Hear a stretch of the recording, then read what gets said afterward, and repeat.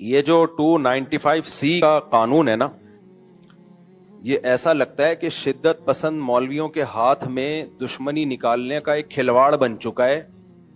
جب چاہو جس پہ چاہو توہین رسالت کا الزام لگاؤ. تو یہ بالکل نہیں بنتا اس موقع پہ 295C. اور جو مولوی اس پہ خوش ہو رہے ہیں نا کہ نہیں 295C میں ہم اس کو لٹکوائیں گے، بھائی پھر آپ بھی جب کسی کا کلمہ کفر نقل کریں گے نا، جن لوگوں نے جا کے FIR کٹائی انہوں نے کیا کہا کہ انجینئر نے نبی کے بارے میں یہ الفاظ کہے ہیں، تو انہوں نے بھی تو نقل کیے نا، تو پھر ان پہ بھی 295C لگاؤ.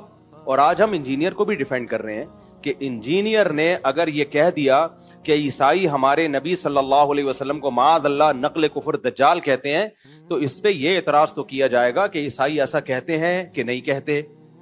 سمجھ میں آ رہی ہے بات؟ یہ اعتراض تو کیا جائے گا، تو آپ ریفرنس دیں وغیرہ وغیرہ.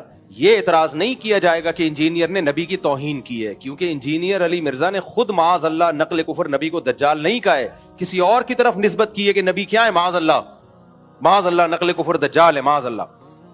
کسی اور کی طرف نسبت کرنے سے انسان توہین رسالت کا مرتکب نہیں ہو جاتا. 295C اس پہ نہیں لگتا.